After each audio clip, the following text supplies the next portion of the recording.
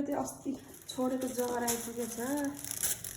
यहाँ जगर आएपछि उसिन तयार हुँदैछ हाम्रो। यहाँ भाँडा सानो भयो, जगर ठुलो भयो, यसरी उसिन्दैछ। जगरको तरकारी चाहिँ साह्रै मिठो हुन्छ। साह्रै मिठो लाग्छ होइन तपाईँलाई पनि? एकदम मिठो। खसीको मासु यस्तै गरेर पकाउनु पर्छ है। यसलाई चाहिँ यस्तो मिठो हुन्छ यो। हल्का उसिन्नुपर्छ सर, यसको बोक्रा जानुमै। किन भनेको हाल्नु सक्छ। यो चाहिँ जगर आमाले पठाइदिनु फेरि अस्ति हामी सानो घर छोडेको जग्गा यति छिटो हुन्छ, 1 हप्तामा रेडी हुँदैछ।